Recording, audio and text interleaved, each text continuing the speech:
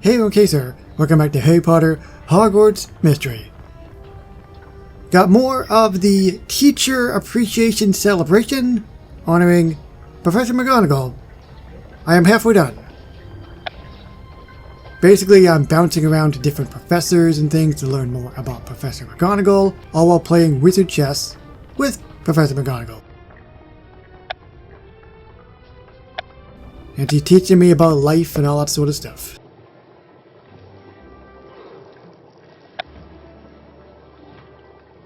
What the heck is that thing? I'm telling you, Penny, it's like Professor McGonagall knows something about everything. When we're playing chess, it's like she can read my every move. She's just so wise and magical. She's both of those things, Casey. You knew that before you even started the teacher appreciation interview. And I'm still not sure what I'll say in my presentation, but it has to be good as she's the special honoree. Well, you're definitely making progress by interviewing the teachers and playing the wizard chess with McGonagall. Didn't she tell you that getting to know your opponent is a good strategy? Well, that's exactly what you're doing. You're right, Penny, but McGonagall also told me I have trouble staying present. Wise words indeed, Casey. So why don't you focus on the task at hand, which is reviewing your Wiggenweld potion. Professor Snape, I feel like you always somehow sneak up on me. How could I sneak up on you in my own classroom? Unless, of course, your head was somewhere else, like Professor McGonagall suggested.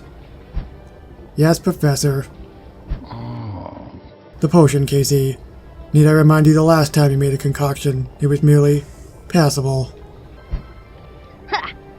Professor Snape's got a good point, so let's focus on the present like Professor McGonagall suggested. Okay, Penny, let's review this potion. Great. Okay, the brew is done. Now, we just have to wait for it to cool and then the potion is ready. Are you sure it's supposed to turn that turquoise color at the end? Absolutely. Are you questioning my potion making, Casey? I'm just worried that much like I've almost bought potions in the past, I could be botching the game of wizard chess I'm playing with Professor McGonagall. I just don't want to disappoint her, in the game or the presentation. What Minerva McGonagall respects more than anything is people who don't quit. She and I have that in common. I see that, Professor. She deserves to be properly honored at a teacher appreciation feast, unless you fail her by giving up. Is that what you are, Casey, a failure? I might be messing up. No, I'm a winner. I'm such a winner. I am winning, as a once drugged-up Charlie Sheen once said. No way. I'm a winner, Professor Snape. I'll do my best for Professor McGonagall at the presentation. And in our chess game. That remains to be seen. But in the meantime, may I suggest you stop whining and wallowing? And rise to the occasion, else you disappoint us all at a teacher appreciation celebration. Well, that sounded like a threat. Huh? Professor Snape can be a little bit gruff. But maybe you can use his words to embolden you to do your best in the presentation. Ha! As well as in the wizard chess game. Playing should be fun, not scary. You're right, it is fun. I'm lucky enough to even get a chance to play with Professor McGonagall. No other student has that chance. Ha! Exactly. I bet Professor McGonagall believes in you, and so do I. And I just thought of someone I believe in who could have the answers I need. Who? The headmaster. I'm headed to see Professor Dumbledore next.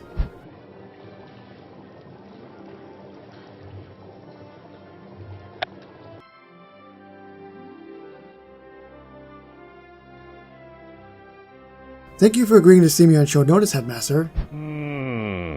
Your note came at an opportune time. I've been meaning to call you in myself. Oh, really? I've been hearing interesting rumors about you and your activities lately, and I have some opinions about them. Activities, sir? Yes, you've been very busy, so I felt it was time we talked. Do you have any idea what about the cursed vaults, about my McGonagall research? Well, common sense has got to be about McGonagall because this is a side quest. Right? Is it about my research on Professor McGonagall? Indeed it is. Brilliant, because that's exactly why I asked to speak with you. I'm glad to hear it. Proceed.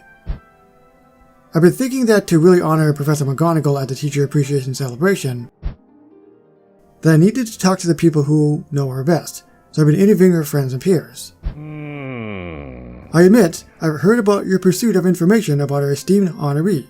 And I'm happy to hear that you've been doing your homework. It is why I wanted to call you here as well, to commend you. I'm glad, because as headmaster, you're at the top of the list for the people I need to talk to. After all, you've known her the longest. It is true, I do have a unique insight into Professor McGonagall. And aside from having the privilege to work with her these many years, I've also had the honor of teaching her in her own time as a student here at Hogwarts. I've heard so many great and interesting things about the professor so far.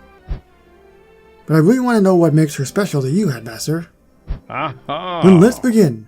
Helping you to further appreciate Professor McGonagall would be my pleasure.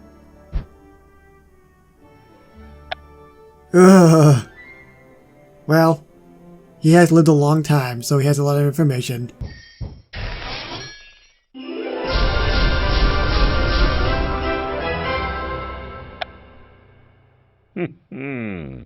So as you can see, I am at no shortage of qualities to extol about the subject of your presentation. And as we discussed, not only is she wise and a master of wizard chess, but it has been most satisfying to see her grow into a master of magic as well. Did you always know that she was going to join the staff at Hogwarts? Actually, we were her second job after she graduated. Though I have to admit, I was relieved she chose to call us here when she decided to leave the Ministry of Magic. Professor McGonagall worked for the Ministry? I had no idea. For a time after, yes she did. I bet a lot of people are glad she made a decision to teach here instead. Indeed, Professor McGonagall is dedicated, but possibly my favorite thing about her is how trustworthy she is. She would never let down her colleagues or any other students at Hogwarts. In fact, Professor McGonagall is the person I would entrust Hogwarts to in my absence. Professor McGonagall will be a brilliant choice, of course, but I hope that day never comes, sir. I assure you that it has, and it will again. But Professor McGonagall has the strength to handle whatever comes her way. She has my complete trust and my faith. I definitely don't want to disappoint Professor McGonagall at the celebration. You won't if you have faith and trust in your teachers as well. As I said, she won't let you down, as I expect you won't either. Thank you, Headmaster. Good luck in your presentation and in your wizard chess game. You have to be quite the player to best your professor. You're right, I'm sure, but for now, I need to decide on my next move and bring it back to Professor McGonagall. It is time for our next interview. It's gonna be... oh yeah, McGonagall, yeah. Also, where's the music? There's no music! Dead silence. This game has gotten quite exciting, Professor. You're definitely offering me a challenge. That is the intention. Nothing in life worth earning comes easy. It certainly sounds that way, and you clearly worked hard throughout your career. In fact, the headmaster thinks of you as a master of magic. From Dumbledore, that is quite a compliment, as he's one of the most skilled wizards of her time. There's the music. Sometimes I wonder if I will ever be that skilled too, or if I have what it takes. To wonder is a waste of time. The answer is within you, so let's have it. What do you think is required to becoming a master of magic? Hard work, luck, talent. The old adage, hard work can only get you so far. It does require a bit of luck, and of course you do have to be skilled as well. Kind of like YouTube. You could be the most charismatic person in the world, you could have the most amazing edited videos, you could work really, really hard, and of course you're talented, but at the end of the day you still need some luck as well. But I do think hard work goes a long way. So this is probably an unpopular opinion, but I'm gonna go luck. You need some. I think it takes luck to be a master of magic the likes of you or Professor Dumbledore. I know it's a bad answer. Perhaps, but luck is fickle. If you want to be a master, I would encourage you to try other avenues. For instance, tenacity can take you far. I'll take that to heart, Professor. Anything is possible, but one does not become versed in magic arts overnight. You still have a long road ahead, and much to learn. I know, and I have to say, it has been fascinating learning more about you, Professor. For instance, I didn't know you had a Muggle parents. Does that qualify as fascinating? It is simply a fact. Well, let's talk about your student achievements. I was so impressed to hear you were a prefect, a head girl, and aced all your exams. And that you also played Quidditch in a famous match between Gryffindor and Slytherin. Is there a question in the midst of all this rambling? I guess I'm just curious to hear more about them right from the hippogriff's mouth. If you think it will be more helpful for your presentation, we can discuss this all in greater depth as we play. I'd love to hear anything more you have to add. I have to say she is quite fascinating. The way she carries herself, and just the way that she has this aura around her, that just makes people sit up and be like, okay, I better listen. Hearing your thoughts on what I've learned so far is very helpful. And yet, you still have more questions, I assume. Actually, there's one fact I learned while talking to Professor Dumbledore that surprised me. Well, are you going to ask about it promptly or leave it hanging for me to wonder about? I guess I was surprised to hear you came to Hogwarts after the Ministry of Magic. And I'm wondering, was working there part of your long-term plan? Is that what you think? That my life has always gone according to plan? Well, it's just that you seem to be successful at everything you set your mind to.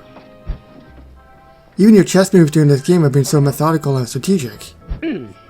Oh, you still have so much to learn about the journey of life. So, leaving the ministry isn't something you anticipated? It is hardly a sordid story. I worked there for a year, then made a choice to be an educator. I guess I wonder if there was something more to it. Perhaps. Our choices can affect who we are. Every move you make during our chess game has ramifications. And the choices you make very soon will determine what you'll say at the presentation and how I'll be represented. Until then, I would be remiss if I didn't mention that you are now in check. Oh no. Don't fret, the game isn't over. Yet. Though you have to wait until a final chess session to see if you'll be the victor in this game. Do well in your teacher appreciation presentation, and then we will return to finish our match. She really is very wise, isn't she?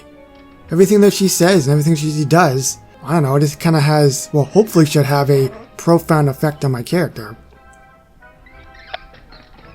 So we're moving into the fourth and final part. It's basically now just putting everything together, I guess, that I've learned and writing the best gosh darn speech ever. So I'll see you very shortly with it. Moving forward, in Harry Potter, Hogwarts Mystery.